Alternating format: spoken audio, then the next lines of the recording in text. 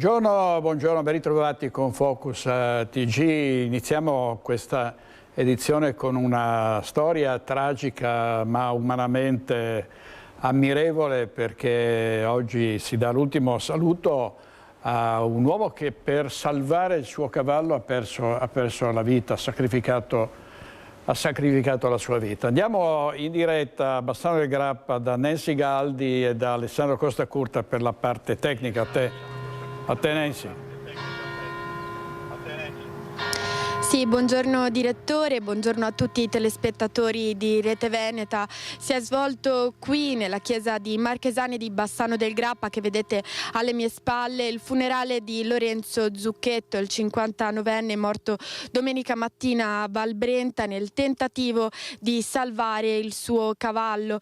Ricordiamo brevemente la vicenda. L'uomo stava percorrendo il sentiero che conduce a Rubbio quando l'animale è scivolato su un ghiaione ed è finito nel vuoto. Lorenzo non ha esitato e ha cercato di raggiungerlo e di salvarlo, ma questo gesto gli è costato la vita. Sono precipitati entrambi per circa 300 metri.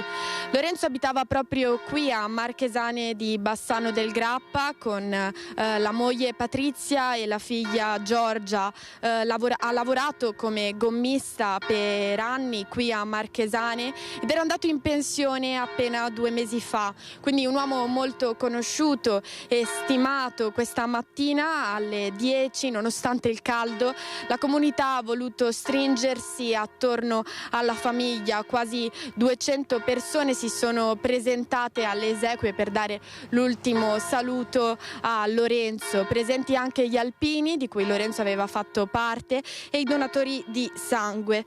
Proprio durante il funerale è stato ricordato il significato del suo ultimo gesto con queste parole che adesso leggo. La storia di Lorenzo ci insegna che il coraggio non è l'assenza della paura. Il coraggio è restare quando sarebbe più facile fuggire, non abbandonare chi ha condiviso con te parte della vita, anche quando tutto sembra perduto. Ecco una vicenda che ha profondamente scosso la comunità. Nel suo gesto non c'era egoismo o la ricerca di un atto eroico, ma solo la volontà, la scelta di restare a fianco al suo compagno di vita fino all'ultimo, fino alla fine. Conferma che il legame con il suo cavallo andava ben oltre la semplice passione. Ecco direttore, per il momento da Bassano è tutto. Se ci sono domande, se no restituisco la linea allo studio. Grazie molte, grazie Nancy Galdi e Alessandro Costacurta. Andiamo avanti con gli incidenti, purtroppo ce ne sono sempre di più e avremo un collegamento tra poco con Crocetta del Montello, dove un bambino di 3 anni è sfuggito al controllo della mamma, è stato investito da un'auto in condizioni gravissime e intanto era stato travolto da un'auto mentre era in bicicletta un bambino di 10 anni soccorso a Eraclea dall'elicottero del SUEM. Dalle prime informazioni si era saputo che era in sella nelle vicinanze del campo sportivo di Ponte Crepaldo quando è stato centrato da un'auto ed è finito sull'asfalto riportando fratture e ferite importanti. Il bambino non sarebbe in pericolo di vita, tuttavia i medici del pronto soccorso dell'U4 hanno allertato l'elicottero del SUEM al fine di far assistere il ragazzino dalla pediatria dell'ospedale di Padova, dove è stato trasferito per accertamenti, esami e cure. Rilievi e ricostruzione dei fatti sono a opera della polizia locale di Eraclea. E con la bici sui tornanti, un altro incidente, si è scontrato con un'auto ed è finito in un dirupo e in condizioni gravi un 41enne di Noale. Stava percorrendo via Madean a Miane con la sua bicicletta nel tratto in cui la strada si congiunge con via Bosco. L'impatto frontale con l'auto poco distante dall'incrocio. Secondo le prime ricostruzioni, il ciclista, un 41enne di Noale, procedeva in discesa dalla via mentre l'auto in salita. Uno schianto violento che ha sbalzato il 41enne di Noale nel precipizio. Con lui anche un amico che ha dato l'allarme. Alla guida della Ford Fiesta, un 26enne della provincia di Treviso. La chiamata ai soccorsi poco prima delle 10 del mattino. Data la gravità dell'incidente, sul posto è arrivato anche l'elisoccorso del SUEMA 118 di Treviso, atterrato nelle vicinanze per consentire il rapido intervento dell'equipe medica. Oltre ai sanitari, sul posto anche i carabinieri che hanno svolto i rilievi che consentiranno di ricostruire l'esatta dinamica della vicenda. Il ciclista 41enne, una volta stabilizzato, è stato trasportato in ospedale al Cafoncello di Treviso in gravi condizioni. Ora si trova in terapia intensiva, la prognosi resta riservata. Servizio di Eric Kaliman, vediamo dalla prima pagina del Gazzettino un altro incidente. Poco fa pedone investito da un'auto a Istrana mentre porta a passeggio il cane trasportato in elicottero in ospedale in gravi condizioni. È stato colto da malore mentre faceva il bagno in mare un turista tedesco di 74 anni che ha perso la vita a Cavallino Treporti. L'uomo è stato soccorso da alcune persone che lo hanno portato a riva praticando le prime manovre rianimatorie. L'incidente si è verificato attorno alle 8 del mattino, prima dell'inizio turno dei bagnini. Contemporaneamente veniva anche lanciato un allarme al 118, ma gli sforzi dei sanitari che hanno praticato le manovre di rianimazione cardiopolmonare si sono rivelate vane. E 3 indagati per la morte dello studente Leonardo Cortese sono i responsabili della piscina di Montecchio Precalcino dove è avvenuta la disgrazia, una sfida in apnea tra amici che è finita in tragedia. Le immagini delle telecamere di sorveglianza riprendono gli ultimi drammatici istanti e la Procura ha aperto un'inchiesta. La Procura di Vicenza ha iscritto nel registro degli indagati i responsabili dell'impianto natatorio Blue Planet 4.0 di Montecchio Precalcino, dove lunedì pomeriggio è morto annegato lo studente Leonardo Cortese. L'ipotesi è quella dell'omicidio colposo. Si tratta di un atto dovuto perché consentirà ai 3 indagati di nominare eventuali propri consulenti per affiancare quello della Procura e di partecipare così all'autopsia dello studente. La stessa famiglia Cortese potrebbe nominare un proprio consulente. Gli accertamenti dovranno chiarire se il decesso del 19enne trentino in visita ai parenti a Villaverlo sia stato causato dalla prolungata apnea, da un malore improvviso o da altre condizioni sopraggiunte durante l'immersione. Dunque quella di lunedì è stata una calda giornata estiva che si è trasformata in una tragedia.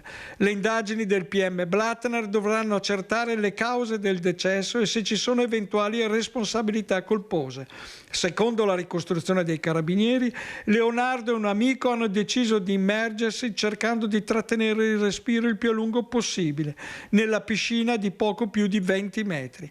A un certo punto Leonardo non è più riemerso. L'amico, inizialmente convinto che stesse prolungando l'apnea, ha capito che qualcosa non andava e ha chiesto aiuto.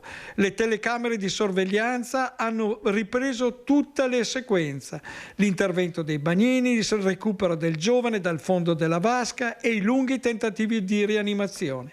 I sanitari del SUEM lo hanno trovato già in arresto cardiaco. Nonostante l'intubazione e le manovre di soccorso, per il 19enne studente non c'è stato purtroppo nulla da fare. Servizio di Ivano Tolettini, oggi in regia Alberto Pivetta e Alessandro Granziera. Ancora cronaca, il delitto della pasticcera Sandra Casagrande nel 91 a Roncade. È morto in seguito a malattia il fratello gemello di Paolo Gorghetto, l'unico indagato per l'omicidio della donna.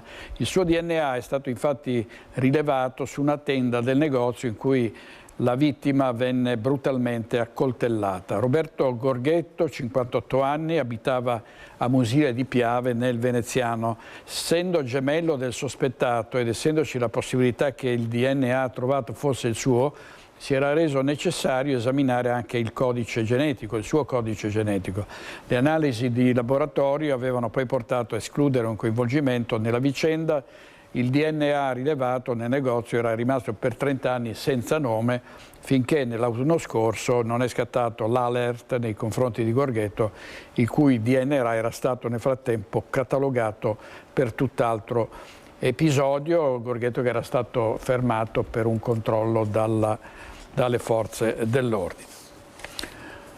Adriano Cappellari, il giornalista di Enego, sarà sentito in procura a Vicenza venerdì pomeriggio. Il suo avvocato difensore ha incontrato il PM Alessia Grenna. Sentiamo Monica Smiderle. Il caso di Adriano Cappellari, il giovane cronista di Enego accusato di calunnia, simulazione di reato, procurato allarme e truffa ai danni dello Stato.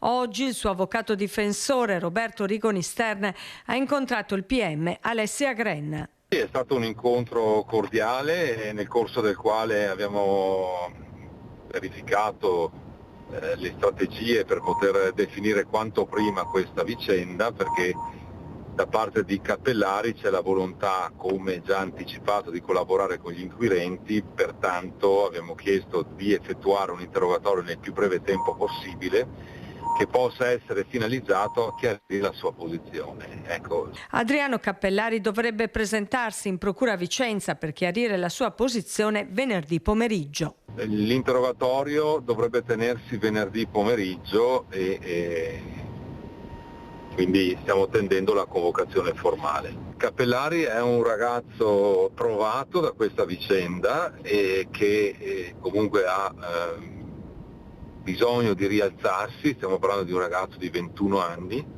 molto prostrato, che viene affiancato dai genitori in questa fase molto difficile. Quindi ci auguriamo tutti che si possa uscire da questa vicenda nel più breve tempo possibile. Intanto l'amministrazione comunale ha cancellato l'appuntamento con Sigfrido Ranucci in programma il 20 agosto ad Enego. Nulla contro il giornalista, sottolinea il sindaco Marco Frison. Si tratta di una scelta dettata dalla necessità di riportare un clima di serenità in paese, evitando ulteriori tensioni, sovrapposizioni o strumentalizzazioni. Cappellari infatti era stato tra gli ispiratori di un servizio di report sulla passata amministrazione comunale che aveva alimentato attriti ad Enego. E dobbiamo tornare agli incidenti stradali perché, come vi dicevo, un bambino di 3 anni è stato investito da un'auto dopo essere sfuggito al controllo della madre. È successo a Crocetta del Montello. Andiamo in diretta da Marta Maragonna con Tommaso Migot per la parte tecnica. A te, Marta. Sì, buongiorno direttore, a te e ai telespettatori che ci stanno seguendo da casa. Siamo a Crocetta del Montello, all'altezza dell'incrocio tra via Belvedere e via Boschieri che vedete qui. Alle mie spalle c'è un parco giochi per bambini dove ieri sera il piccolo, assieme alla mamma, alla sorellina e ad altri bambini, stava giocando. Sono circa le 21:30. Cosa esattamente sia accaduto non si sa, fatto sta che il piccolo è sfuggito al controllo degli adulti ed è andato in strada. Proprio in quel momento sopraggiungeva una vettura che ha travolto il piccino. L'impatto è stato violentissimo. Vedete qui in via Boschieri ci sono le strisce pedonali, il corpo del piccolo è stato sbalzato sull'asfalto a oltre 20 metri di distanza. Le sue condizioni sono apparse subito disperate. Abbiamo appreso proprio poco fa che i primi tentativi di rianimare il bimbo sono stati ad opera di un'infermiera che abita poco distante e che grazie al massaggio cardiaco è riuscita a far ripartire il cuore del bambino e a mantenerlo in vita fino all'arrivo dei soccorsi. Sul posto è arrivata l'ambulanza, poi è arrivato l'elicottero del 118, elicottero del 118 che ha caricato il piccolo che è stato trasportato all'ospedale di Padova. All'ospedale di Padova si trova tuttora ricoverato in gravissime condizioni, è in terapia intensiva. La buona notizia in questo quadro comunque di estrema gravità e che abbiamo appreso poco fa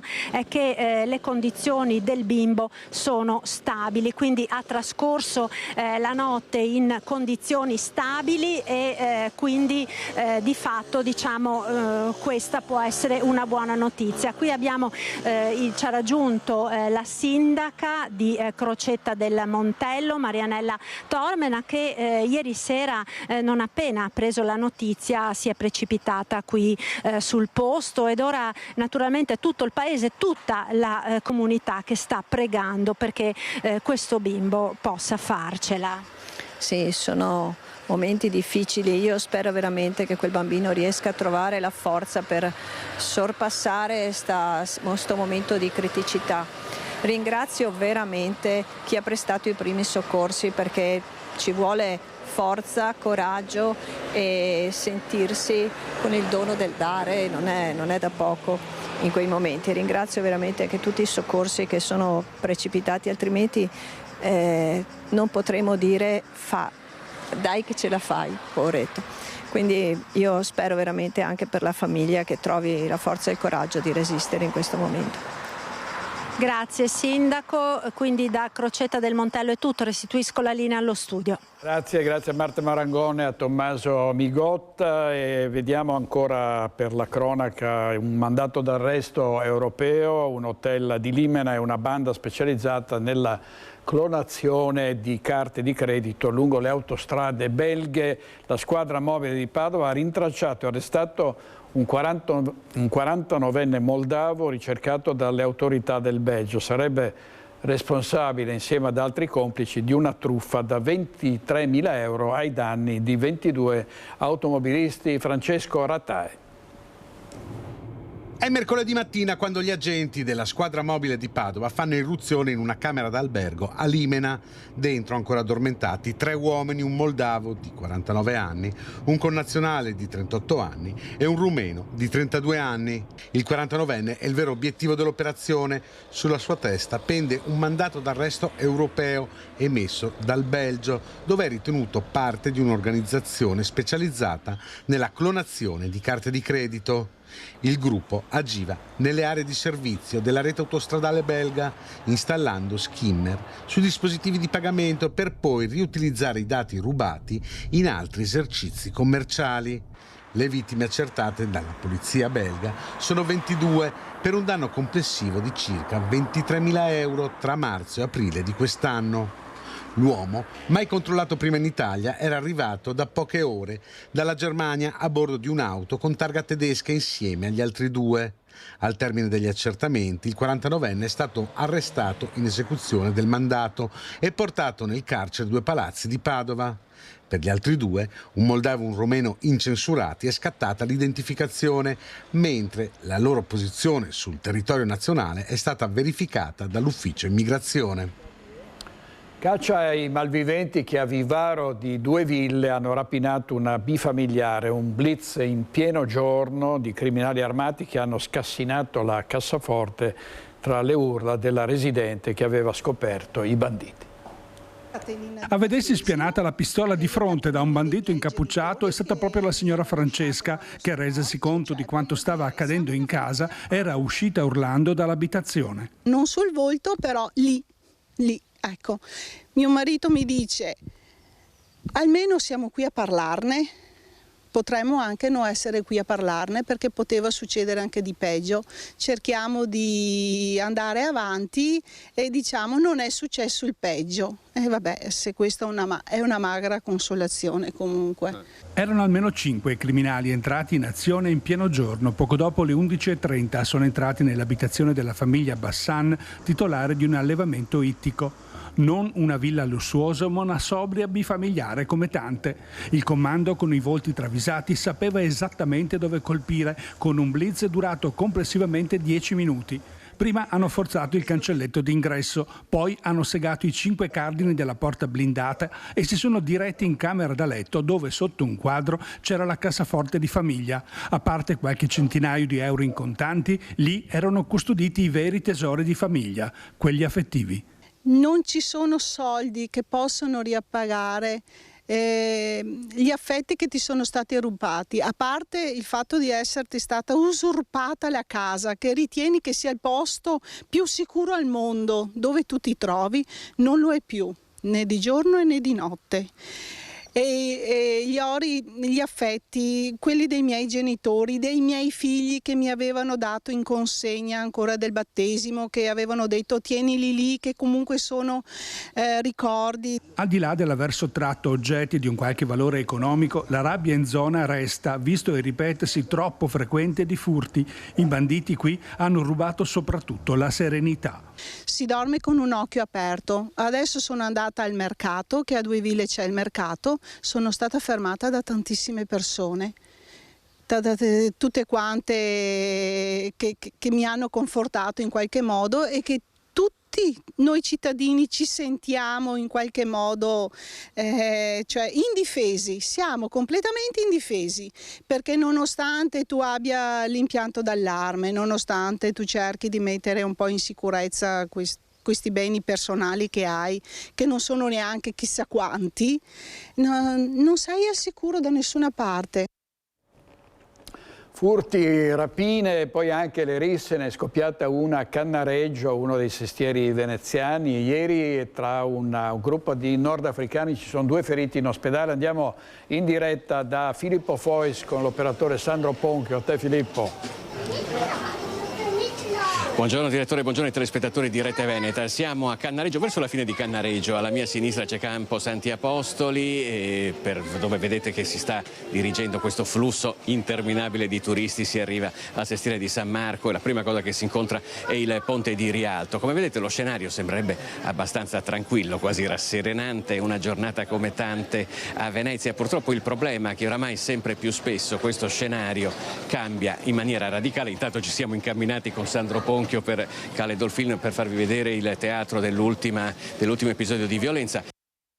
Il problema è durante la sera, la notte anzi, lo scenario cambia radicalmente ed è uno scenario spesso contraddistinto da risse anche molto violente tra Nord Africa e controllo dello spaccio di droga. Ed eccoci, vedete questa vetrina di un negozio di souvenir che è stata cambiata adesso con una vetrina provvisoria, perché quella che c'era prima è stata sfondata durante questa rissa di cui ancora sfuggono del tutto gli estremi agli inquirenti. Adesso vi ricostruiamo il quadro secondo quello che si sa. La scorsa notte 2 persone, entrambe di origine nordafricana, si sono presentate a distanza di circa 40 minuti l'una dall'altra al pronto soccorso di Venezia. Entrambe presentavano ferite da taglio compatibili con quelle di un accoltellamento, ma compatibili anche per esempio col fatto che magari una di queste 2 persone sia stata scaraventata con violenza e abbia sfondato questa vetrina procurandosi dei tagli con i cocci di vetro andati in frantumi. Una delle 2 persone poi è scappata immediatamente dopo aver ricevuto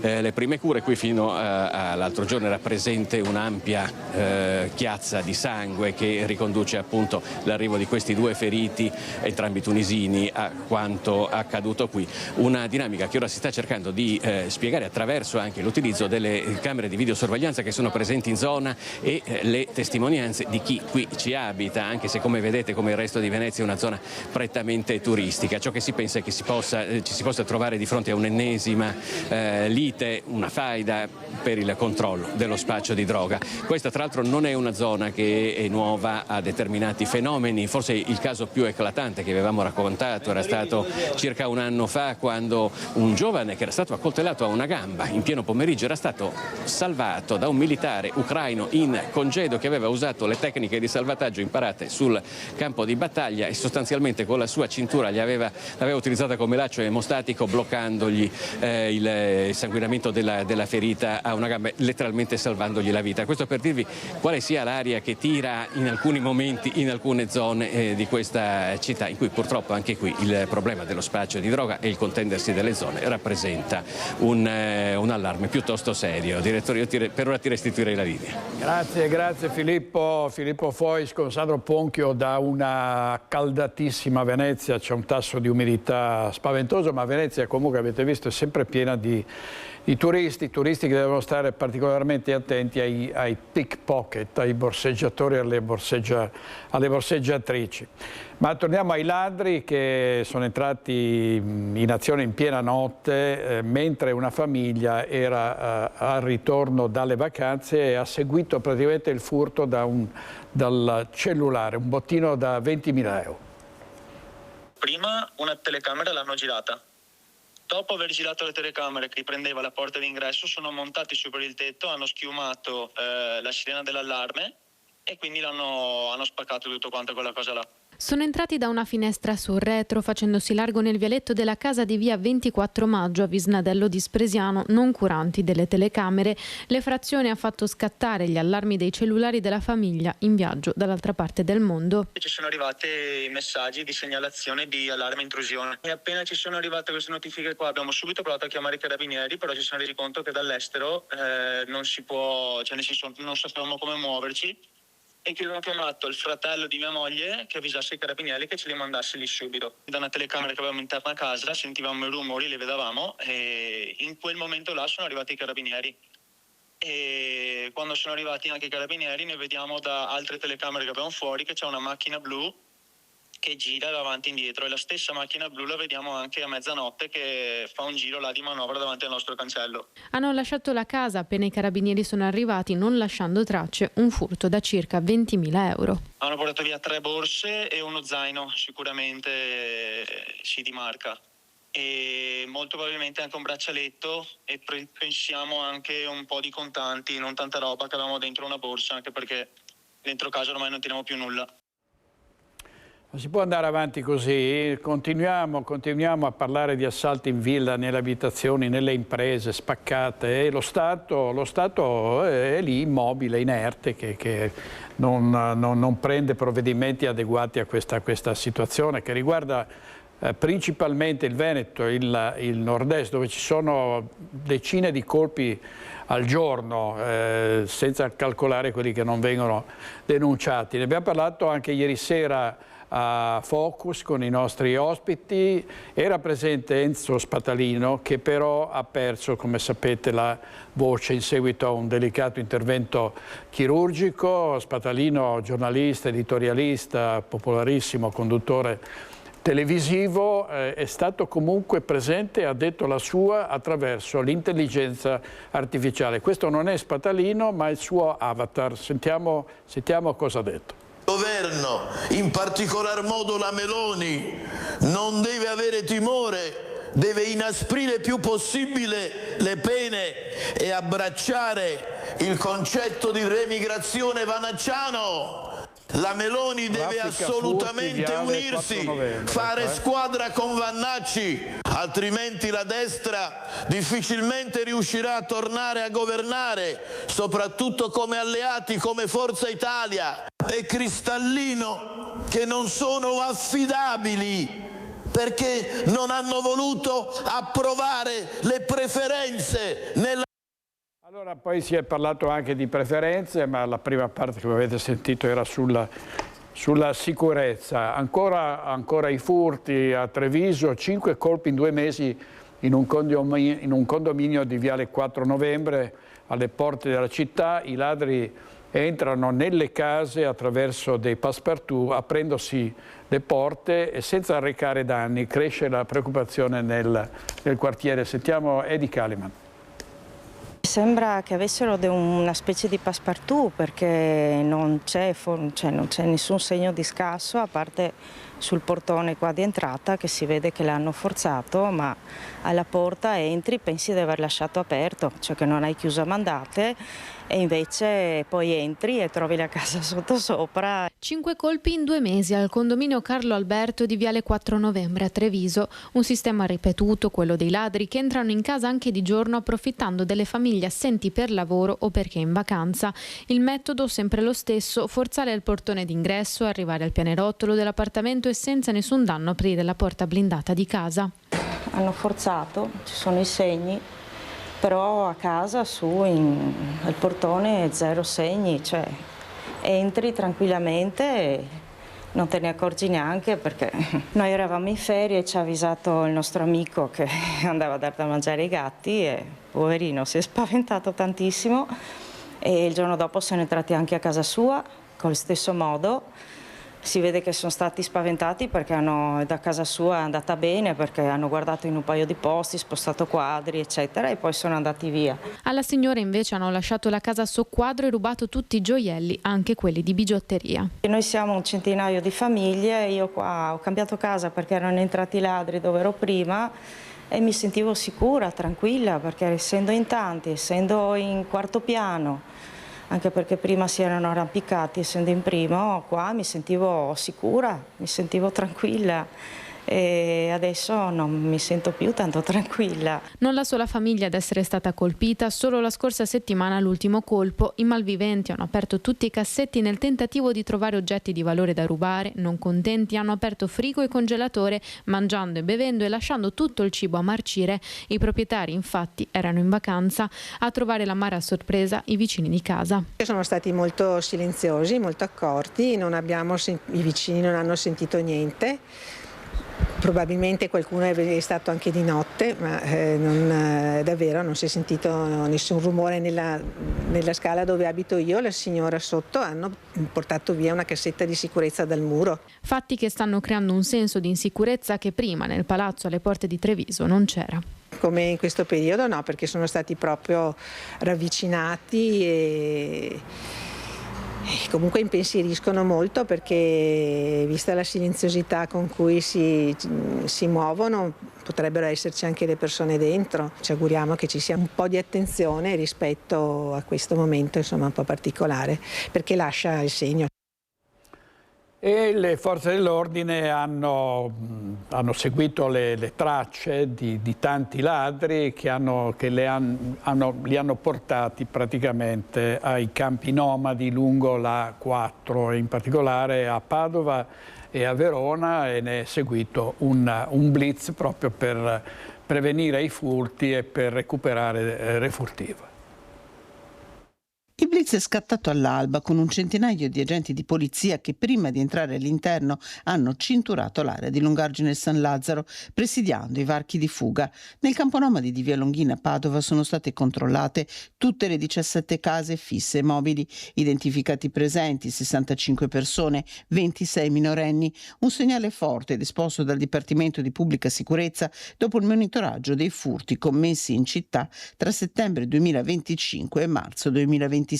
Numerose attività predatorie commesse in città, quindi parliamo di furti aggravati, furti in abitazioni, furti di autovetture, furti su autovetture, vedevano poi praticamente o quantomeno riconducevano tramite la refurtiva, iPhone con localizzazioni proprio qui al campo nomadi di via Longhin. Mentre l'elicottero del reparto volo di Firenze sorvolava la zona, gli agenti hanno effettuato una ricognizione dell'area utilizzando metal detector alla ricerca di armi refurtiva.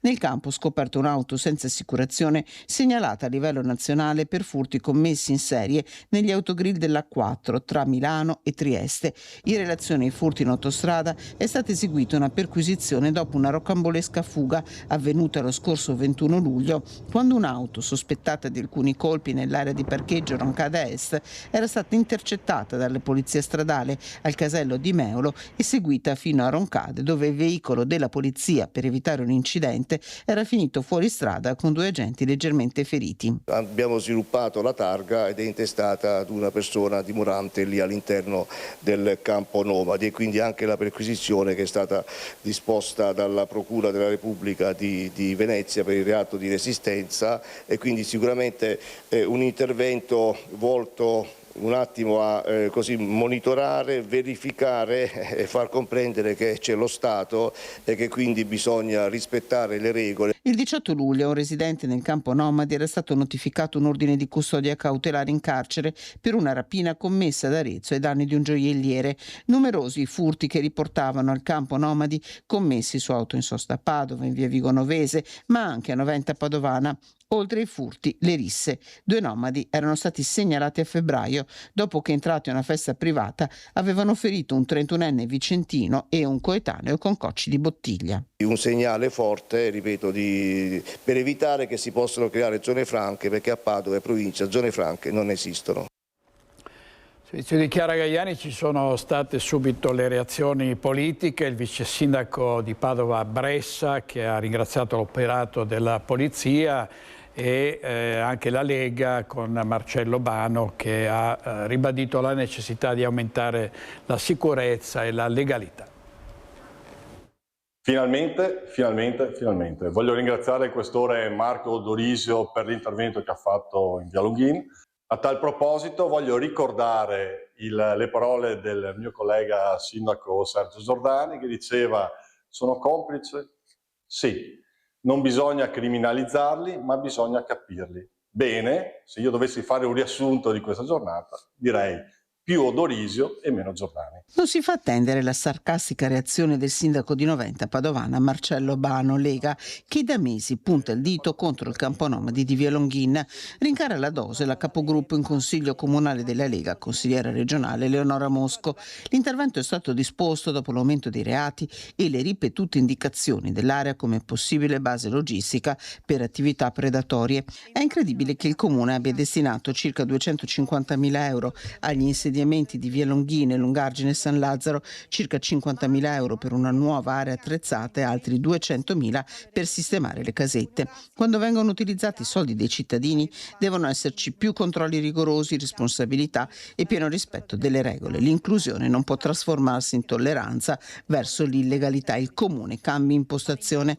Alle polemiche risponde il vice sindaco di Padova Antonio Bressa, che ringrazia per l'operato la polizia e aggiunge: assolutamente necessario perseguire fino in fondo tutti i reati e sono d'accordo nel dire che non devono esserci zone franche in città. Ovviamente ci sono delle forme di organizzazione di queste presenze, ma questo non deve legittimare in nessun modo che possono esserci dei fenomeni criminosi che superano quelle che sono regole che devono valere per tutti. Vediamo una notizia pubblicata dall'Arena di Verona: un macabro ritrovamento nel lago di Garda a Bardolino. È affiorato un cadavere. Alcuni passanti che si trovavano sulla passeggiata lago davanti a Villa Carrara a Bottagisio hanno notato un corpo immerso in acqua e allertato i soccorritori. Il degrado di Mestre diventa virale. Giovanna Luzzi dall'inferno di Via Piave dice: minacciata di morte dai pusher, continua a denunciare finché sono in vita il coraggio dei cittadini nonostante i pericoli che si corrono con la criminalità locale. Anna Maria Parisi. Io continuo a essere sul territorio con coraggio e sperando di rimanere in vita. Parole da brivido queste di Giovanna Luzzi, coordinatrice dei cittadini quartiere Piave, e pronunciate quasi come un sospiro, ma che pesano come un macigno lasciate cadere nel corso dell'intervista che fotografa l'inferno quotidiano di Mestre tra spaccio e criminalità. A me hanno minacciato di tagliarmi la gola tranquillamente 5 volte ormai, quindi non mi meraviglio degli scippi. Lo scippo con me è un po' più difficile, perché mi guardo a 360 gradi, sono abbastanza abituata a prevenire. L'ultima deriva del degrado, questa foto già divenuta virale, pubblicata sui social, mostra un uomo in evidente stato di alterazione psicofisica che in pieno giorno, scalzo, uno scatolone come materasso, dorme stesa a terra sul marciapiede di Corso del Popolo, accanto alla fermata del bus che porta a Venezia, tra gli sguardi della gente, attonita e indifferente. E abbiamo chiesto moltissimo, l'hanno chiesto sia a destra che a sinistra,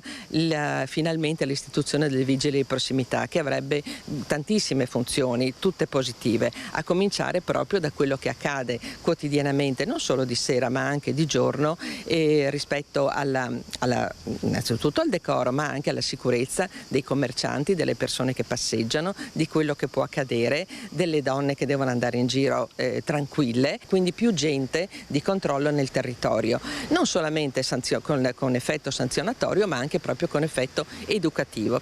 Mestre, cartoline di una città dove le immagini del degrado parlano da sole e la realtà ha ormai superato ogni limite di tolleranza, con l'immagine top tra tutte, questa del buco, registrate proprio dalle nostre telecamere in Via Piave. Era mezzogiorno del 14 luglio scorso. La rabbia di buona parte dei cittadini è oramai al culmine. Il degrado, l'abbandono, la polizia che non è presente, e purtroppo noi viviamo in questa situazione che non sappiamo nemmeno come risolvere. Tutti i giorni ci troviamo abbandonati, non sappiamo come reagire, siamo in questa situazione purtroppo di estremo disagio. Anna Maria Parisi ha intervistato anche Maria Laura Faccini, che sarà domani sera a Focus, quindi parleremo ancora di Mestre, una città sempre più sotto assedio, con bar che anticipano l'orario di chiusura per paura di furti e scippi in pieno giorno, e le testimonianze dei residenti depredati. Siamo andati a sentirli in Corso del Popolo. Scippata. Mi hanno portato via borsa, chiave, medicine che ero andato in farmacia, chiavi di casa, soldi, guarda, di tutto, occhiali, di tutto e di più. E 2 volte sono stata nell'appartamento, sono venuti a rubarmi. Anche in casa? Anche in casa, guarda. Ma se ieri mia figlia mi ha detto che c'è stato un scip da dietro Candiani, l'altro giorno alle 4 del pomeriggio. Dunque, pochi giorni fa sono stati aggrediti 2 signori anziani, sono stati rubati della loro collanina, portati via la collanina. Abbiamo paura di queste persone qua, ce ne sono troppe. Distese in divano hanno tentato di entrare 2 donne e un uomo. Casa tua? Casa mia. Bene. E dove abita lei? In via Leardi. Ha chiamato le forze dell'ordine? No, perché non mi sono accorta, mi ha detto la signora di fronte, ma le aveva mandati via lei. Perché si trae da Rio, vero che ti stai attenta perché un tirone di borsa è tisinetta, che non sia la prima volta che mi tira la borsa, però non si riuscì a tirarmi perché per Italia avevo il collo, credeva di avermi tagliato per da Rio, e invece è stata fortunata, insomma. Sono le testimonianze di alcuni residenti di Mestre e raccolte nell'arco di meno di 5 minuti di orologio lungo Corso del Popolo, esattamente ai tavolini dei plateatici dei 3 bar che si trovano in successione a partire dal civico 163. A vivere nel terrore anche questo cuoco di origine bengalese, lavora a Venezia ed è costretto a rientrare a Mestre con il pullman a tarda notte, finito il turno. Mestre io sono arrivato con 20 anni fa per l'Italia. Ha iniziato a Roma, però a Venezia abito quasi 15 anni, da più. Comunque ho visto non c'è sicurezza, zero. Perché adesso questo, tu quando alzare scendere quel pullman ha tanto problema, è pickpocket. Anche tu quando finisci il lavoro, notte tornare a casa, il problema è che tu quando camminare c'è tanto ladro e non c'è sicurezza, zero. Qui sono gli stessi esercenti e baristi a raccontarci della paura dietro al bancone. Non mi sento per niente sicura perché è frequentata da bruttissima gente e il Corso del Popolo non è più come una volta. Io ho una vita che ci lavoro qua e abbiamo visto che è cambiato tutto completamente. C'è tanta brutta gente. La città è al collasso, alcuni baristi optano per una resa silenziosa, abbassando le saracinesche prima del previsto, persino nel cuore dell'estate. Meglio rinunciare al lavoro pur di avere una sola disperata certezza, riuscire a tornare a casa sani e salvi, dicono. Chiude molto prima, una volta rimanevano aperti un po' tutti, che io sono faccia conto fino a mezzanotte, l'una, adesso 10, 10 e mezza, 11. Qualcuno già chiude, qualcuno porta ancora un po' avanti l'orario, però alla sera non si può uscire assolutamente, è troppo pericoloso.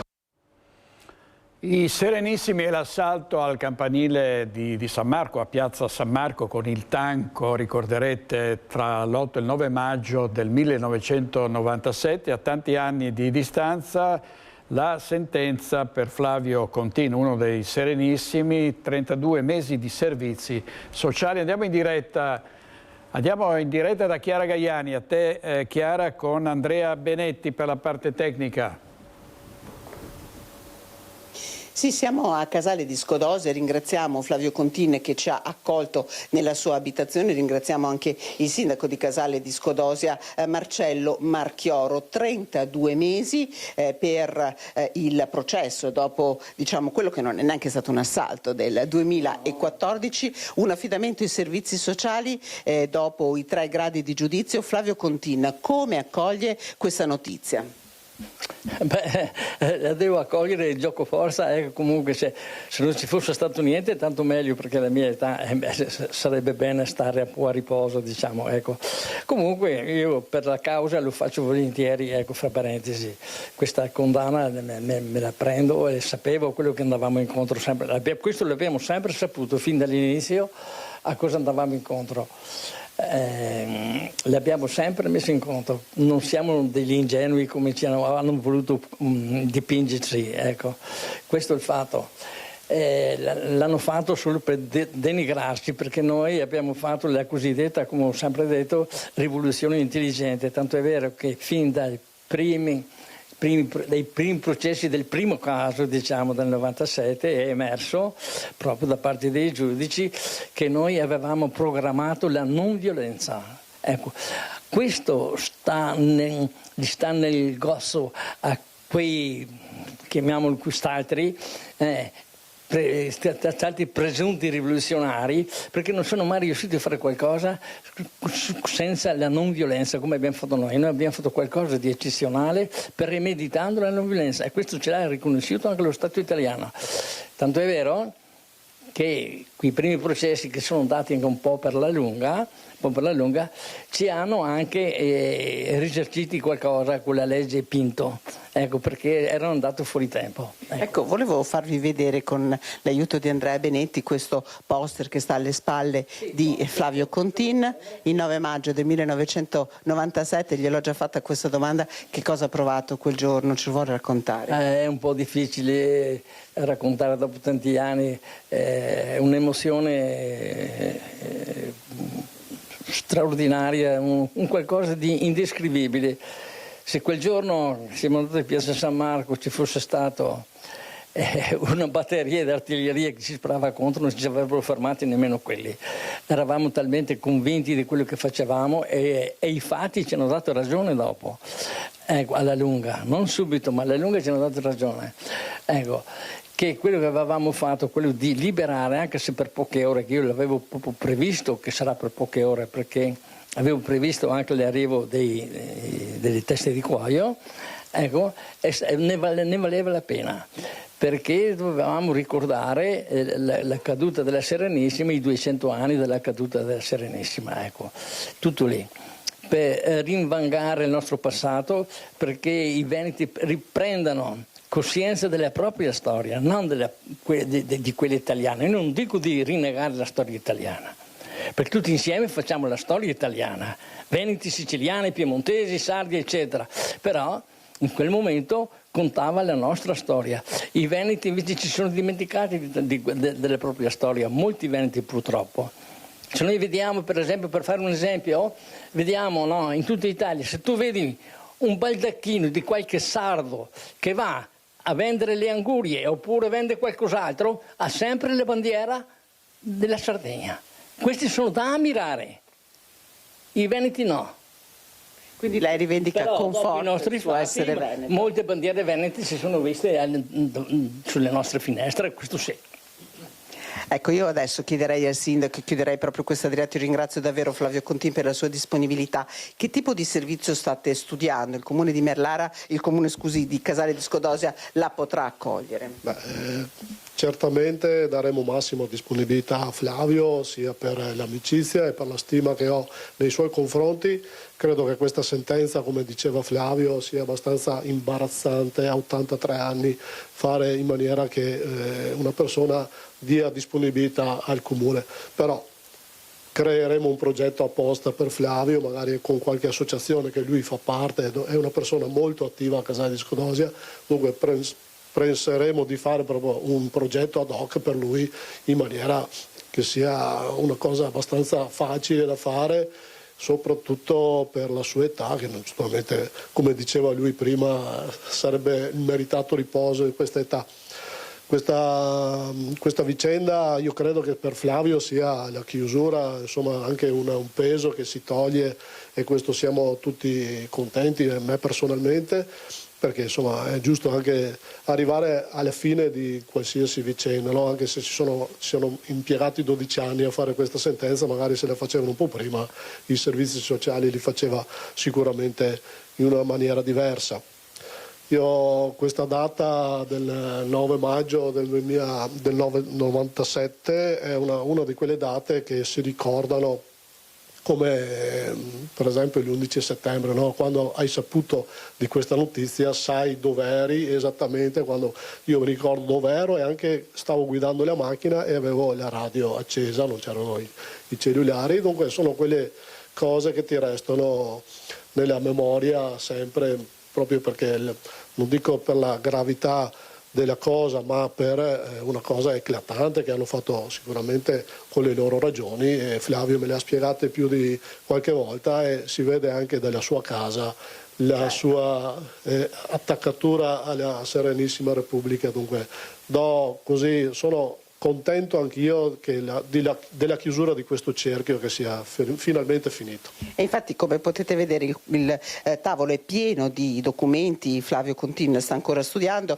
Nei servizi di questa sera vi faremo vedere anche il tanco, ha detto il signor Contin, e lo ringraziamo che ci accompagna. Io direi che davvero li ringrazio entrambi i nostri ospiti, ringrazio Andrea Benetti per la collaborazione tecnica e restituisco la linea allo studio. Grazie Chiara Gaiani, un'intervista esclusiva a Fabio Contin, serenissimo, dell'8-9 maggio del 97. Se ne è parlato molto, se ne parlerà ancora, perché insomma dopo tanti anni condannare un uomo a 32 mesi di servizi sociali alla sua età,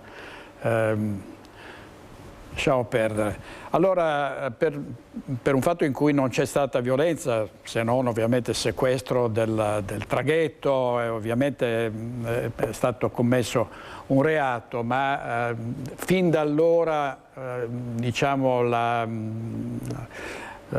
proprio l'accanimento sui Serenissimi, su questo gruppo di uomini coraggiosi, è stato veramente eccessivo, e lo si è detto poi con il senno di poi.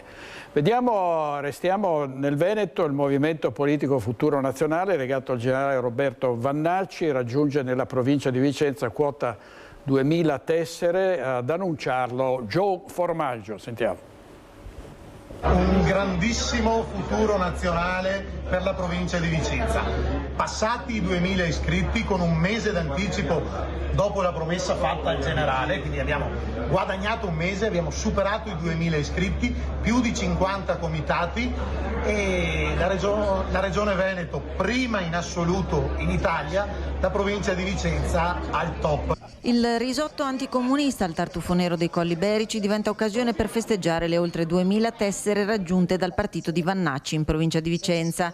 Replica anche quest'anno l'iniziativa ideata da Joe Formaggio, allora consigliere regionale di Fratelli d'Italia, prima del suo passaggio a Futuro Nazionale, e nata come provocazione e risposta alla pastasciutta antifascista, serata a cui ha partecipato il coordinatore regionale di Futuro Nazionale Guido Giacometti. Come sempre il Veneto è traino, e anche in questo caso. E questa sera siamo ospiti del grande Joe, che celebra una liturgia. È come ripercorrere le promesse del nostro battesimo. Noi questa sera facciamo, ravvidiamo la nostra promessa di essere anticomunisti per la vita.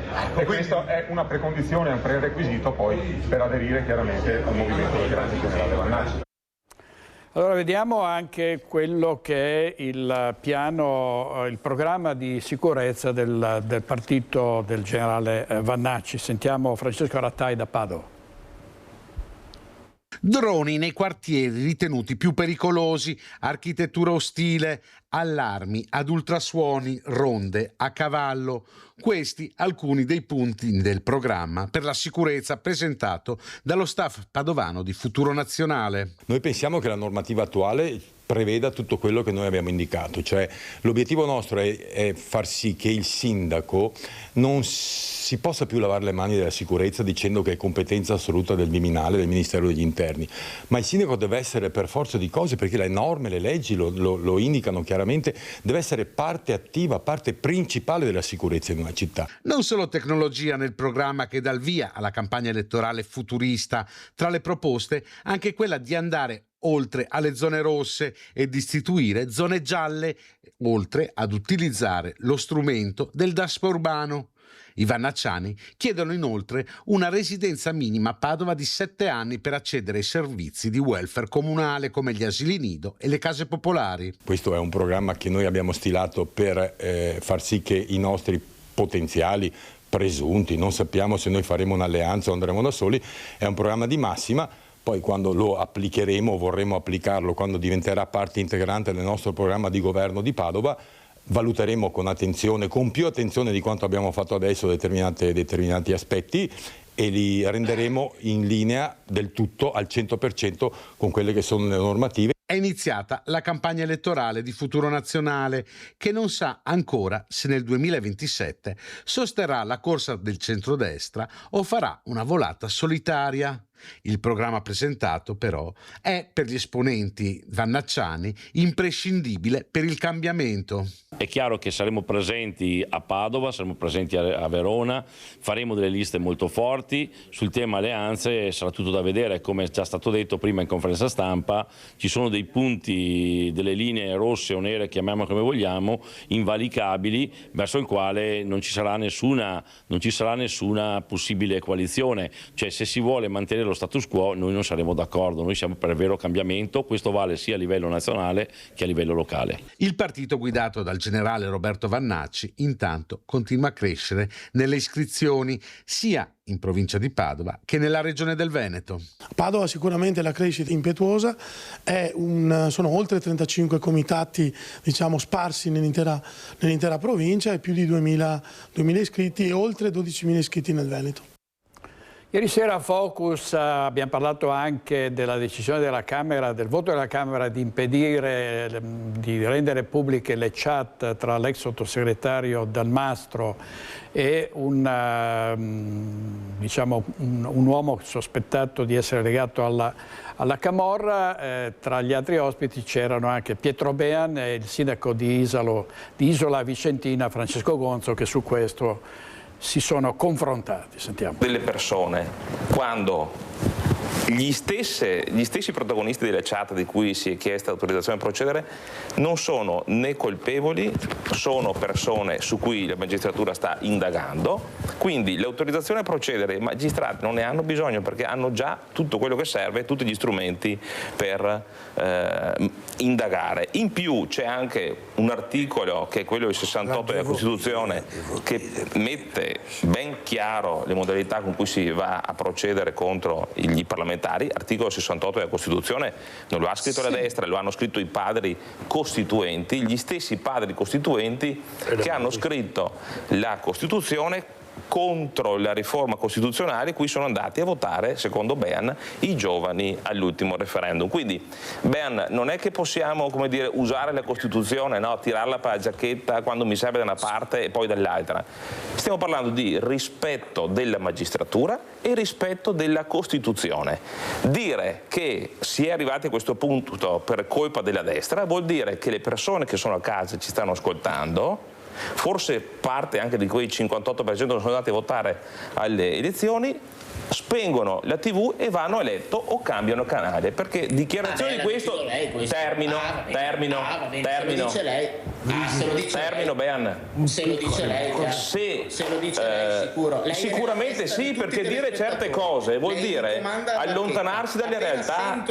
Dire certe cose significa allontanarsi dalle realtà e allontanare le persone dalla politica. Non facciamo neanche il dibattito, diciamo pure questa è la democrazia della sinistra, questa è la democrazia di indagine, questa è la democrazia della sinistra. Una maggioranza parlamentare che rispetta la magistratura, perché questo che sta dicendo non stiamo chiedendo giurisprudenza all'Università degli Studi di Padova e un po' di ripassino mi fa sempre bene, ma il punto è politico. Guardi, io non sto allora Pietro della magistratura, del materiale di indagine su un proprio politico non ha credibilità, lo capisci o no? Pietro, i cittadini dicono perché quando io vengo indagato per un reato non ho questo scudo parlamentare, qua invece quando un sottosegretario viene indagato per reati di natura mafiosa e dovrebbe essere l'esempio di onestà, invece si trincera addirittura dentro lo scudo della politica, dietro un voto parlamentare.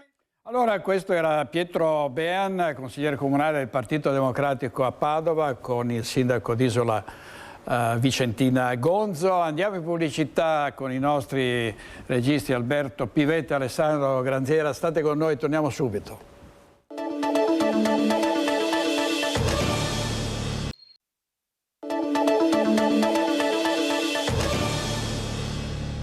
Ancora cronaca, è finito in carcere il 40enne di Favaro che aveva minacciato di morte e incendiato il garage di un parente e dato fuoco pure all'auto di un panettiere. Sentiamo Anna Maria Parisi. È finito in carcere il 40enne di Favaro che da tempo teneva in scacco il quartiere e buona parte della città con pericolosi e continui atti vandalici, con auto e garage date alle fiamme. L'ultimo episodio dopo Pasqua, distrutta dal fuoco dopo essere stata incendiata la vettura dello storico panettiere di Favaro, Massimiliano Trabuio. Ma dopo questo episodio erano emerse le pesanti intimidazioni ai componenti della famiglia di questo suo lontano familiare. Da tempo aveva reso la sua vita un inferno, con continui appostamenti, insulti, minacce, mettendolo in una condizione di profondo timore per sé e per i propri familiari, come ci aveva raccontato lo scorso aprile nel corso di questa intervista in cui per cautela aveva chiesto di non apparire. L'indagine, coordinata dalla Procura di Venezia, ha permesso ai poliziotti di far emergere un grave quadro indiziario a carico del sospettato, ricostruendo un profilo di particolare pericolosità sociale. Infatti, con a carico numerosi precedenti per furto, ricettazione, resistenza e minaccia, era anche stato sottoposto alla sorveglianza speciale per 3 anni, emessa dall'autorità giudiziaria su proposta del questore di Venezia, con restrizioni della libertà personale. Il procedimento penale non risulta concluso. Una serie di graffiti comparsi nei giorni scorsi sui muri e sui negozi e persino su un'auto in sosta a Castion di Belluno ha trovato in poche ore un responsabile. La polizia infatti ha identificato e denunciato l'autore degli imbrattamenti, sequestrando anche il materiale utilizzato per riprodurre sempre lo stesso simbolo. Vediamo. È stato identificato e denunciato dalla polizia il responsabile della serie di imbrattamenti comparsi il 3 agosto scorso in diverse zone di Castion. L'allarme era scattato dopo la segnalazione di un cittadino al 113 per la presenza dello stesso simbolo impresso su numerosi beni pubblici e privati. Gli agenti della Volante hanno trovato il marchio su pareti condominiali, sulle facciate di 2 esercizi commerciali, su un'autovettura in sosta, su una campana per la raccolta dei rifiuti e sulla parete dell'edificio destinato a diventare la futura sala polivalente del quartiere. Le indagini hanno portato rapidamente a un giovane già conosciuto dagli uffici di polizia per precedenti interventi. Raggiunto nella sua abitazione, il 30enne cittadino pakistano ha ammesso le proprie responsabilità e ha consegnato spontaneamente lo stencil utilizzato per realizzare i graffiti, poi sequestrato. Il giovane è stato denunciato all'autorità giudiziaria per imbrattamento e deturpamento aggravato e continuato. Gli investigatori stanno ora cercando di stabilire la natura e l'origine del simbolo, che non risulta riconducibile allo stato attuale ad alcun emblema ufficiale o gruppo noto e che potrebbe trattarsi di una semplice elaborazione grafica ispirata al simbolo del pittogramma del rischio biologico. Servizio di Tiziana Bolognani, vediamo il clima impazzito. Il luglio è stato il 4° più caldo, questo luglio, da 35 anni a questa parte, e la combinazione giugno-luglio la seconda più torrida da quando esistono le rilevazioni. Tra il 30 e il 31 luglio polverizzati alcuni record di temperature massime come gli oltre 39 gradi di Castelfranco. L'ARPAV, l'Agenzia regionale per l'ambiente, misura le temperature dal 1991. Ebbene, in questi 35 anni, luglio 2026 è stato il 4° luglio più caldo in Veneto e addirittura il bimestre giugno-luglio è risultato il secondo. Un luglio che ha registrato 2 ondate di calore, la prima dal 7 al 16, la seconda ancora in corso, iniziata tra il 29 e il 30. Tra l'8 e il 18 luglio si è verificata anche un'ondata di forte disagio fisico, la sesta più lunga ed estesa mai registrata, ma non non è finita. Tra il 30 e il 31 luglio sono stati polverizzati numerosi record, punte di oltre 39 gradi a Castelfranco Veneto e Trebaseleghe, Alta Padovana, e 38,9 gradi a Cittadella. Sempre in luglio in pianura si sono registrate 15 notti tropicali, il terzo valore più elevato dal 1991. Anche le notti tropicali sono state numerose finora, 11 nel mese di giugno, 15 nel mese di luglio, e sono le notti dove la temperatura non scende al di sotto dei 20 gradi. Temperature eccezionali anche in montagna. A Costa Alta, frazione di San Pietro di Cadore, nel Bellunese, a oltre 1200 metri, si sono registrati oltre 32 gradi. Sulle Dolomiti il caldo ha accelerato la fusione dei ghiacciai, sui quali non ha mai nevicato, altro record. A preoccupare, sono settimane, è anche la siccità, perché mancano rispetto alla media dal 20 al 50% di piogge su montagna e pedemontana e anche di più in pianura, specie nella parte più a sud. I fiumi soffrono. Abbiamo una riduzione rispetto alle portate storiche, pensiamo all'Adige un meno 70% rispetto appunto alla media storica. A fronte di questa situazione, a seguito alla richiesta fatta dalla Regione, è stato dichiarato lo stato di emergenza nazionale. Vista la situazione, il Consiglio dei Ministri ha infatti dichiarato lo stato di emergenza idrica per 12 mesi in Veneto, stanziando 3,5 milioni di euro per le prime necessità. Necessità legate soprattutto ad un approvvigionamento idropotabile. Dobbiamo tenere monitorata la situazione, lo stiamo facendo, ed è necessario un uso responsabile dell'acqua, della risorsa idrica da parte di tutti. L'assessore Elisa Venturini nel servizio di Federico Fusetti, e questo è il cambiamento climatico, no? Da un lato le piogge torrenziali, le alluvioni, e dall'altro poi la siccità, e sentiamo su questo Monica Smidele. A te, Monica. Il Veneto sta attraversando una crisi idrica di proporzioni storiche, i dati sono davvero molto preoccupanti, parliamo dei dati in particolare dei fiumi, della portata dei fiumi, con l'Adige a meno 70% rispetto alla portata media, Bacchiglione meno 69%. Siamo con il presidente del Consorzio di Bonifica Brenta, Martino Cerantola. Qual è la situazione del fiume Brenta? La situazione è molto critica, attualmente stiamo svasando la diga del Corlo con gli ultimi milioni di metri cubi a disposizione, per cui è una situazione molto difficile. Ricordiamo che c'è il diritto di svasare la diga del Corlo fino al 50% della capienza, una capienza che si aggira intorno ai 40 milioni di metri cubi, quindi la possibilità di svasare 20 milioni di metri cubi d'acqua. A che punto siamo? Ne mancano ancora 4-5 milioni di metri cubi, arriviamo a domenica, al massimo lunedì, e noi abbiamo raggiunto il nostro 50%. Senta, la crisi è iniziata già nel mese di giugno, tant'è che il Consorzio di Bonifica aveva chiesto alla Regione di poter svasare con anticipo, perché insomma gli accordi prevedono la possibilità di svasare dal 1° di luglio. In realtà la Regione, considerata la situazione di emergenza, ha dato la possibilità di svasare già dal 23 di giugno. È andata così? Sì, effettivamente la stagione irrigua, diciamo, è iniziata molto presto, perché le temperature da metà giugno in poi sono state molto elevate e la disponibilità d'acqua naturale del Brenta era limitata, per cui abbiamo richiesto di svasare anticipatamente e abbiamo iniziato il 23. Dopodiché siamo arrivati al 1° di luglio e comunque a nord, cioè in montagna, aveva piovuto, aveva continuato a rimpinguare il bacino del Corlo.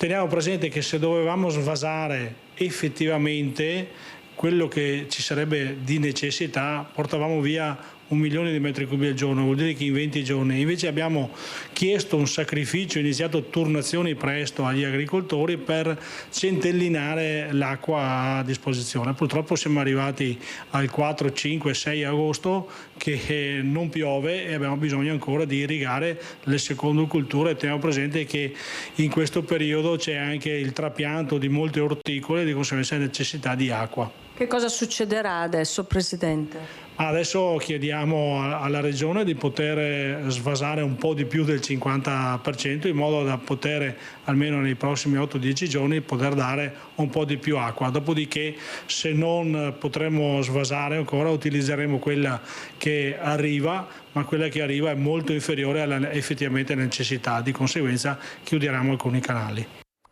Grazie Monica Smidlerle al suo ospite. E ancora il caldo e la siccità con contraccolpi gravissimi sull'agricoltura. Molte colture sono in difficoltà, c'è l'allarme di tutto il settore primario. Per noi Luisa Bertini e Simone Squarcina con il vicepresidente di Confagricoltura Vicenza Elia Negretto. A te Luisa.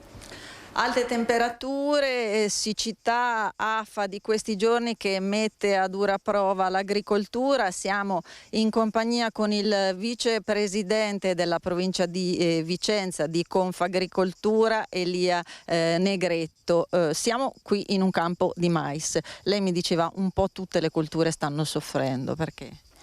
Sì, qui abbiamo un campo di mais, però che fa da esempio, ma tutte le colture appunto sono in sofferenza. Il problema sono le temperature troppo alte e anche le minime notturne. Arriviamo a da questa notte con una minima di 25 gradi e nella giornata di ieri dalle 13 alle 18 siamo rimasti sopra i 40 gradi fino ad un massimo di 43 gradi, quindi siamo in sofferenza noi ma anche le piante, perché sopra una certa temperatura non riescono più a fare la fotosintesi e quindi a lavorare. Inoltre arriviamo da un periodo di siccità quasi estrema in alcune zone come in questa, e se pensiamo che da fine marzo ad oggi abbiamo circa 200 mm di pioggia caduti, e invece e quindi questi non sono sicuramente sufficienti, e invece arriviamo da un inverno, un autunno molto piovosi. Da fine ottobre e primi di marzo parliamo di 550 mm, quando nel terreno non c'è nessuna pianta che va ad assorbire, o comunque se ci sono ferme, è tutta acqua che va sprecata e comunque che va a compattare il terreno. Questo va a peggiorare ancora di più la situazione d'estate quando ci troviamo in questi casi di siccità, perché il terreno lo troviamo compattato e quindi le radici fanno più fatica anche ad esplorare il terreno e andare a trovare la poca acqua che è rimasta. Tra le colture diciamo più in difficoltà lei mi parlava anche delle viti, perché le vendemmie sono in anticipo. Le vendemmie sono ulteriormente in anticipo, negli ultimi anni stiamo vedendo una progressiva anticipazione della vendemmia. Il problema delle viti è che con queste temperature andare a vendemmiare è un problema perché da quando togliamo la vite, il grappolo dalla pianta, quando arriva in cantina, con queste temperature rischiamo di perdere qualità, quindi si sta vendemmiando di notte o mattina presto, si sta fermando durante il giorno, però questo capite comporta dei disagi e poi vedremo anche se dei problemi di qualità e quantità alla fine. Lei mi parlava di un cambiamento generale che non va trascurato, cambiamenti climatici a cui bisogna far fronte, ma in senso generale. Sì, stiamo vedendo ora parlare di clima tropicale ovviamente è esagerato, però stiamo vedendo una tropicalizzazione del clima, cioè inverni piovosi e miti, come spiegavo prima, estati calde e siccitose con eventi estremi. Abbiamo visto i temporali, le bombe d'acqua, le grandinate degli ultimi mesi. Questo diventa molto difficile per noi, per una corretta gestione delle nostre aziende, perché capite che noi lavoriamo col clima e le nostre colture sono fuori all'aperto, quindi è difficile da gestire, è difficile da programmare, è difficile poi da fare anche investimenti a lungo termine, perché non siamo sicuri delle rese e se riusciamo a portare a fine le nostre colture. Ecco, l'avete sentito, questa è un po' la situazione del comparto agricolo qui nel Vicentino. Io ringrazio il vicepresidente di Confagricoltura per essere stato con noi. Grazie Luisa Bertini e Simone Squarcina, il nostro operatore. Vediamo un titolo del Corriere delle Alpi, siccità anche sulle Dolomiti, il permafrost si scioglie, è calato di 3 metri, il terreno perennemente ghiacciato si assottiglia provocando più crolli e c'è anche il commento di ARPA che dice il caldo ha accelerato la fusione della neve residua invernale. Tra le conseguenze c'è anche quella dei canali interni della città di Padova che si stanno asciugando. Sentiamo Francesco Rattai. Inizia a farsi sentire la siccità anche lungo i canali interni della città di Padova. Lo spettro è l'estate 2022, quando, per la poca portata del Bacchiglione, le vie d'acqua cittadine restarono a secco. Dal Ponte dei Cavai al Bassanello, il ramo maestro oggi appare così.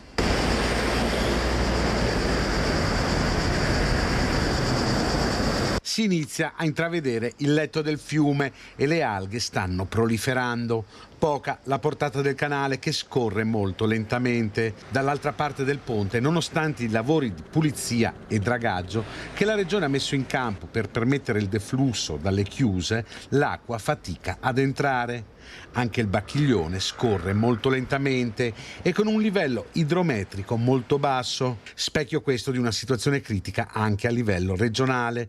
L'assessore Elisa Venturini, per tutelare l'uso idropotabile, ha ridotto i prelievi per usi irrigui del 50% e tiene monitorata la situazione in un tavolo permanente con gli enti preposti.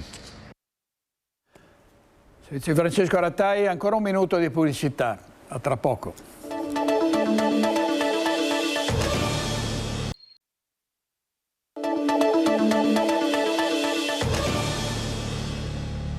Torniamo a Belluno con il seminario gregoriano che ha cambiato il suo modo di presentarsi. Non è più un'istituzione che accoglie giovani che si preparano al presbiterato, ma si sta riadattando nella sua struttura e si sta aprendo anche ad eventi culturali. Ci racconta tutto Tiziana Bolognani.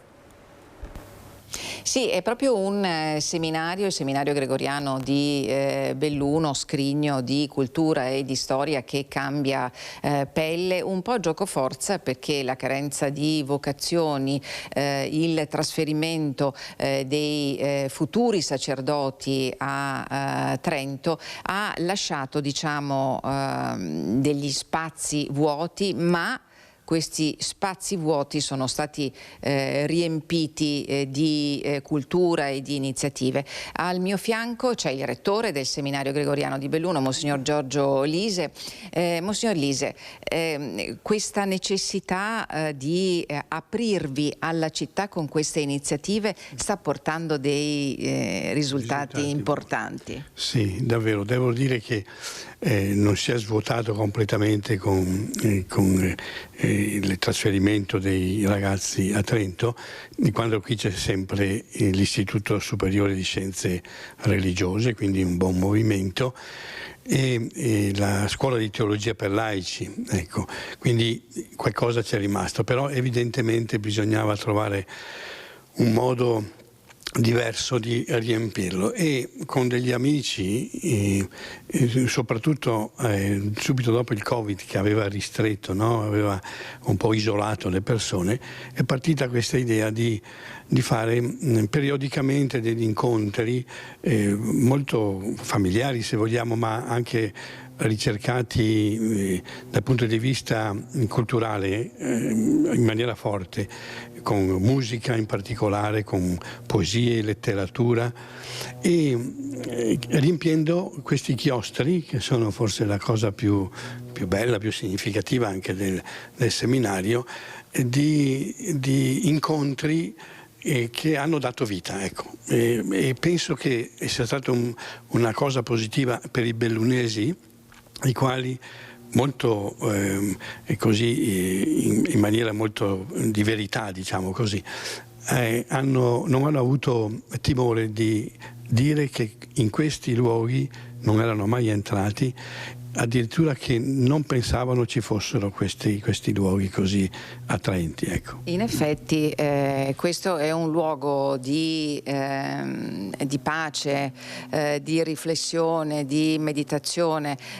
Qui siamo nel chiostro, Stefano può farvi vedere questo ambiente che è davvero accogliente. Qui la sera, le sere sono dedicate agli incontri culturali e anche anche musicali, l'ultimo c'è stato la settimana scorsa, ma proprio a 2 passi c'è la 700esca chiesa di San Pietro, di cui ricorre il 7° centenario dalla intitolazione, dedicazione.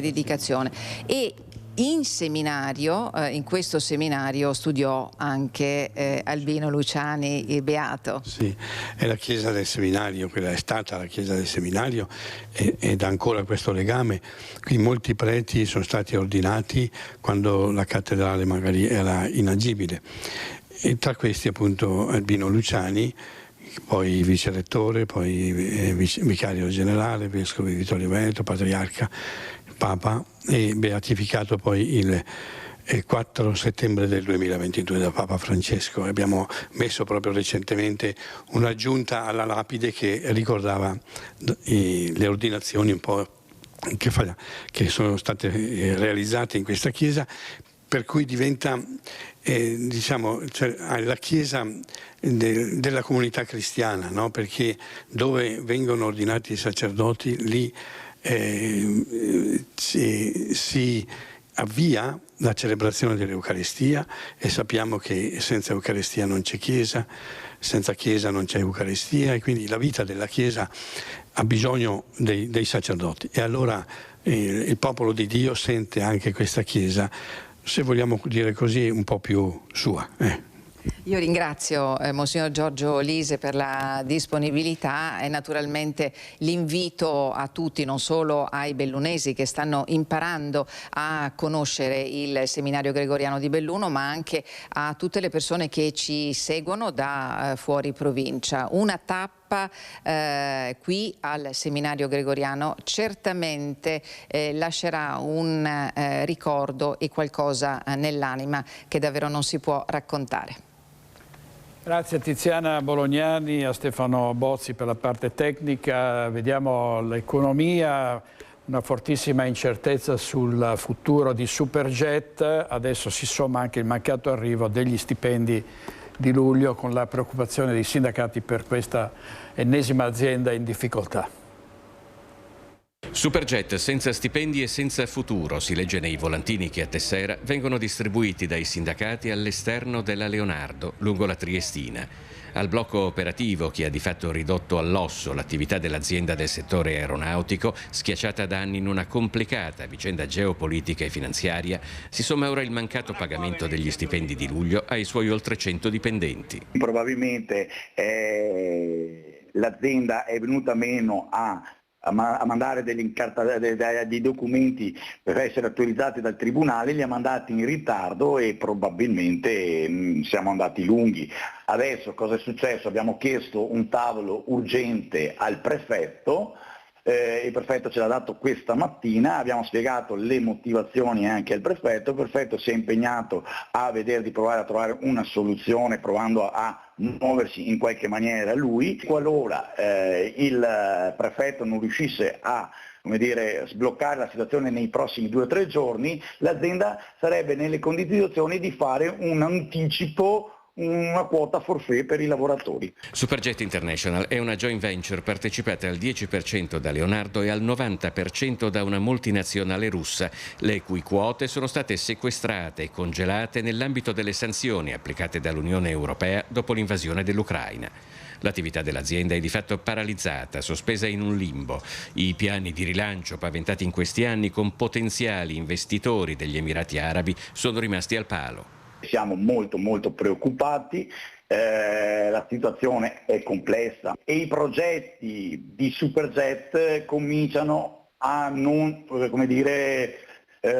convincere nemmeno i lavoratori. Avevamo avuto alcuni incontri anche con l'azienda, dove vedeva vari progetti di sviluppo, ma tutti questi progetti, per certi versi, non ci danno una grande rassicurazione per il futuro.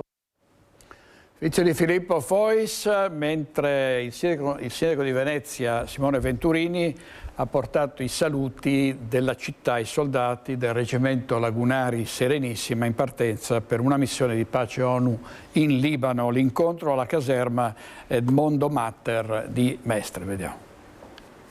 Saranno impegnati in Libano per circa 6 mesi, in compiti di monitoraggio, supporto alle forze armate locali e aiuti umanitari alla popolazione, i soldati del reggimento Lagunari Serenissima in partenza per la missione di pace ONU-UNIFIL Leonte 40.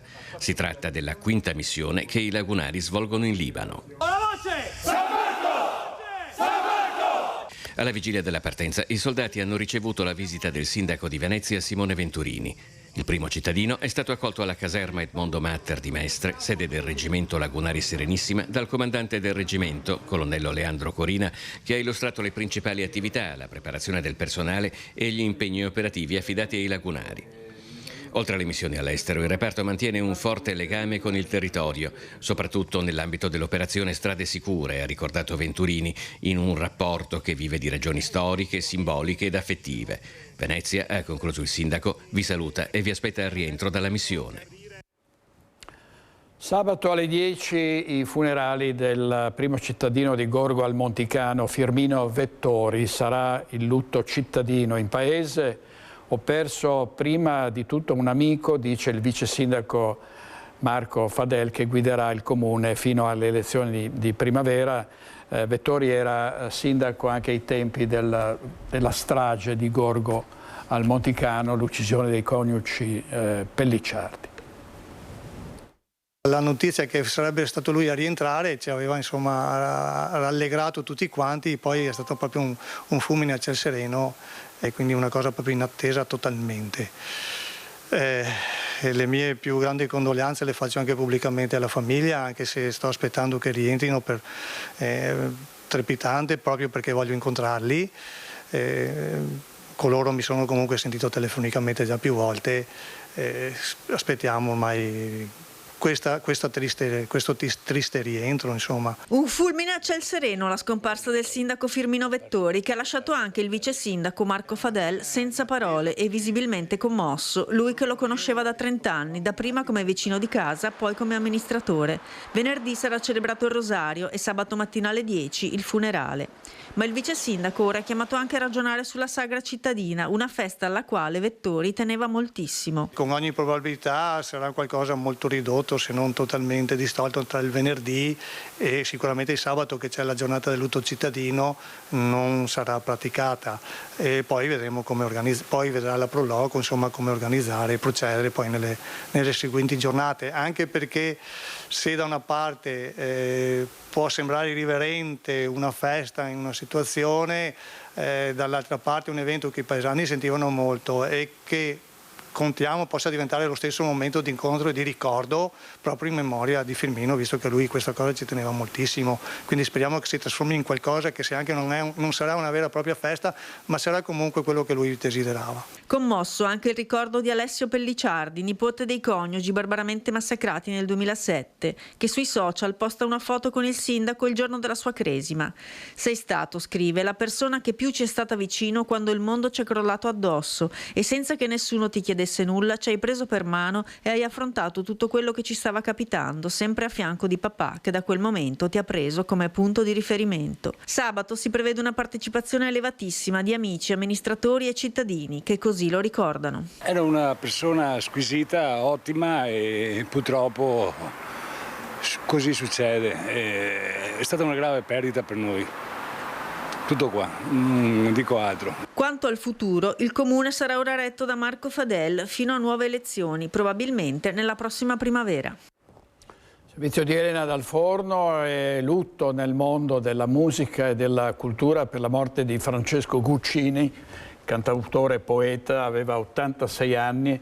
Ci sarà una cerimonia commemorativa a settembre. Si è spento questa mattina a Pavana, in provincia di Pistoia, l'autore di canzoni che hanno segnato una generazione. Lutto cittadino a Bologna nel giorno del funerale. Gli ospiti di questa sera a Focus: Paolo Bonafè, Carlo Cunegato, Giuseppe Montuori, Tom Perry, Rosa Poloni, Massimiliano Rizzello e Georges Surme.